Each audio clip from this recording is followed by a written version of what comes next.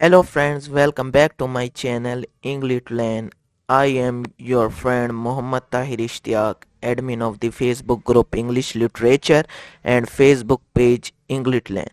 So guys, ये हमारी figures of speech series की थर्ड वीडियो है। अगर इससे पहले आपने दो वीडियोस नहीं देखी तो चैनल विजिट करें और उन दो वीडियोस को भी देखें। तो आज की वीडियो में हम जिस फिगर ऑफ स्पीच को डिस्कस करेंगे वो है आयरनी और इसकी टाइप्स, यानी कि आयरनी कितनी टाइप्स की होती है। फ्रेंड्स, आयरनी की जो पहली टाइप होती है वो है वर्बल आयरनी, सेकंड है situational irony and the third one is dramatic irony. So friends, video को स्टार्ट करने से पहले आप फ्रेंड्स से एक रिक्वेस्ट है कि अगर अभी तक आपने मेरा चैनल इंग्लिश लर्न सब्सक्राइब नहीं किया तो अभी सब्सक्राइब करें। तो वीडियो को शुरू करते हैं। सो फ्रेंड्स, हमारे पास जो इस वीडियो में फिगर ऑफ स्पीच है वो है आयरनी। पहले हम इसकी डेफिनेशन को देख लेते हैं कि what is irony. Irony is the contrast between expectation and reality.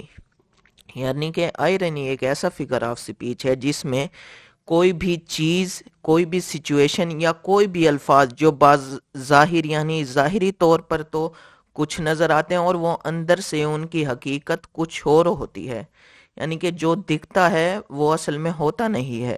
Irony हमें जब समझ में आएगी मुकम्मल तौर पर जब हम इसकी एग्जांपल्स को देखेंगे। सो हम पहली एग्जांपल को देखते हैं कि पहली एग्जांपल क्या है।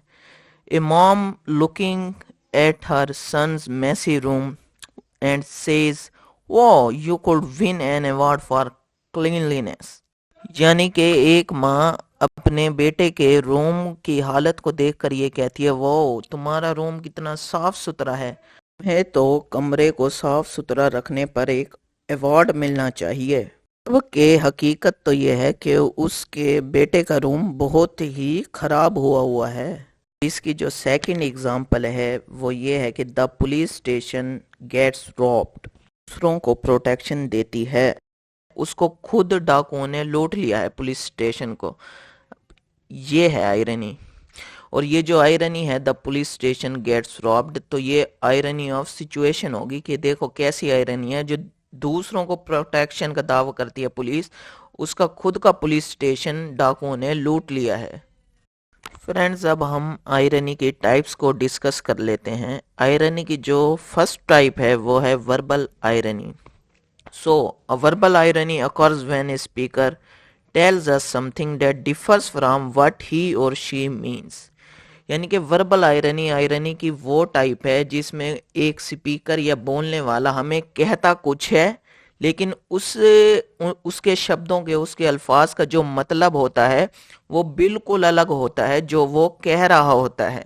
यानी कि स्पीकर जानबूझकर तंज में ऐसे अल्फाज इस्तेमाल करता है जिसका मीनिंग बिल्कुल ही उलट होता है।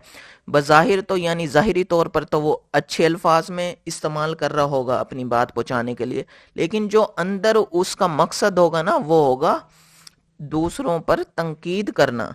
फ्रेंड्स, वर्बल आयरनी की जो बेस्ट एग्जांपल है वो हमें शेक्सपियर के एक प्ले जूलियस सीजर में मिलती है।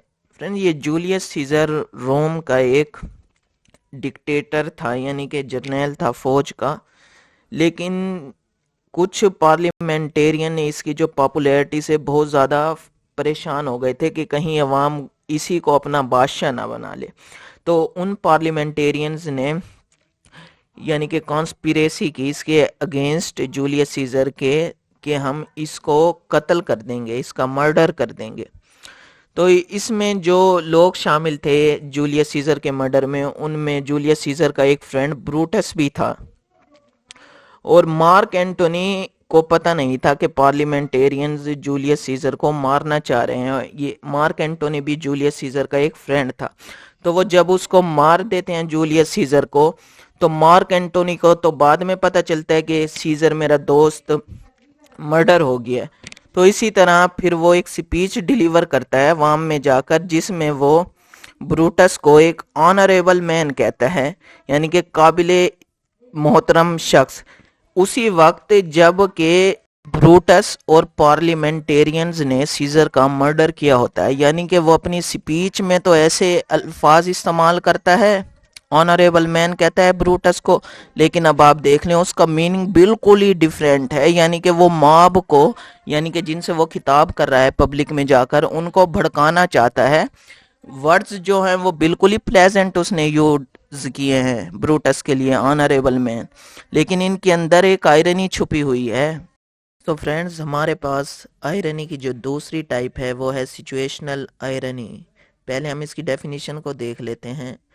Situational irony occurs when characters' intentions are foiled, when characters do certain things to bring about a desired result but produce the opposite result. Friends, यानी कि इसका मतलब ये है कि जब कैरेक्टर्स एक डिजायर्ड रिजल्ट, यानी कि एक जैसा नतीजा लाने के लिए कुछ करें, लेकिन वो बिल्कुल अपोजिट रिजल्ट ही उसके पैदा करें, यानी कि जो वो चाहते हैं ना, जो एक्शन, जो कुछ भी वो करते हैं एक डिजायर्ड रिजल्ट लाने के लिए, लेकिन वो डिजायर्ड रिजल्ट उन्हें हासिल नहीं होता, बल्कि उसके बिल्कुल ही, जो वो चाहते हैं बिल्कुल ही उसके अपोजिट होता है। एंड सिचुएशनल आयरनी की जो एग्जांपल है वो हमें ओ हेनरी की एक short story the gift of the Magi में मिलती है, जिसमें एक हस्बैंड अपनी बीवी के बालों के लिए कॉम्स का एक सेट खरीदता है, और वो सेट खरीदने के लिए अपनी घड़ी को बेच देता है, और इसी तरह बिल्कुल उसकी वाइफ भी अपने उस हस्बैंड के लिए एक चेन खरीदना चाहती है उसकी घड़ी के लिए, और उसके लिए वो अपने बालों को बेच देती है। अब यानी कि देखें कैसा बिल्कुल ही अपोजिट रिजल्ट प्रोड्यूस हुआ है। दोनों का यानी कि मकसद सेम था कि प्रेजेंट देना, उन दोनों ने एक्शंस भी सेम किए हैं, लेकिन एक बहुत ही अपोजिट रिजल्ट पैदा हुआ है। अब यानी कि जो वाइफ को गिफ्ट मिला है कॉम्स का, वो क्या करेगी, उसने तो अपने बाल कटवा दिए हैं, और जो वाइफ ने गिफ्ट खरीदा है हस्बैंड की वॉच के लिए चेन, अब वो यानी कि चेन का क्या करेगा, क्योंकि उसने तो अपनी घड़ी ही बेच दी है। तो देखें एक बिल्कुल ही अपोजिट रिजल्ट पैदा हुआ है। फ्रेंड्स, अब हमारे पास जो आयरनी की लास्ट टाइप है वो है dramatic irony. So dramatic irony में be defined as the introduction of actions, situations, or the use of words, the real significance of which is not realized by the speaker or other characters on the stage, but is realized by the audience or readers. यानी कि इसका मतलब ये है कि characters जो अल्फाज इस्तेमाल करते हैं, जो वर्ड्स वो यूज़ करते हैं, या उनके जो एक्शंस होते हैं, उन्हें भी उसकी असल अहमियत का पता नहीं होता। यानी कि वो तो सिर्फ उन वर्ड्स को बोल रहे हैं और उन एक्शंस को परफॉर्म कर रहे हैं, लेकिन उनकी जो आगे जाकर असल यानी कि सिग्निफिकेंस, अहमियत होगी, उसका उन्हें करेक्टर्स को भी नहीं पता होता, उनका सिर्फ ऑडियंस को या पढ़ने वालों को पता होता है कि अब यानी कि इन शब्दों की, इन एक्शंस की क्या अहमियत है और आगे चल कर ये कितने कारआमद साबित होंगे। यानी कि ड्रामेटिक आयरनी ऐसा फिगर ऑफ स्पीच है जिसमें ऑडियंस और रीडर्स को पहले ही पता चल जाता है कि अब कहानी में आगे चलकर क्या होने वाला है, और ये पता उन्हें जब चलता है जब वो करेक्टर्स के मुंह से ऐसे अल्फाज सुनते हैं या ऐसे एक्शंस देखते हैं, तो उनको पहले पता चल जाता है कि अब स्टोरी में आगे चलकर ये होगा। फ्रेंड्स, अगर हम इसकी एग्जांपल्स को देखें तो शेक्सपियर के एक प्ले मैकबेथ में ड्रामेटिक आयरनी को बहुत ज़्यादा यूज़ किया गया है। जब ये प्ले ओपन होता है तो इसमें 3 विचेस होती हैं जो ये कह रही होती हैं कि fair is foul and foul is fair. यानी कि उन विचेस के इन अल्फाज से हमें पहले ही पता चल जाता है रीडर्स को कि कुछ बुरा ज़रूर होने वाला है आगे चलकर स्टोरी में। अब ड्रामेटिक आयरनी की जो दूसरी एग्जांपल है वो भी मैकबेथ प्ले से है, जिसमें किंग डंकन, जिसका मैकबेथ और लेडी मैकबेथ मिलकर मर्डर कर देते हैं, वो जब मैकबेथ के किले में पहुंचता है तो वो कहता है this castle has a pleasant seat. अब किंग डंकन जो है वो तो इस कैसल की तारीफ कर रहा है, लेकिन उसे ये नहीं पता कि वो इसी कैसल में उसका मर्डर होगा, क्योंकि लेडी मैकबेथ ने मैकबेथ को पहले ही खत में लिख कर ये बता दिया था कि हम डंकन का मर्डर कर देंगे।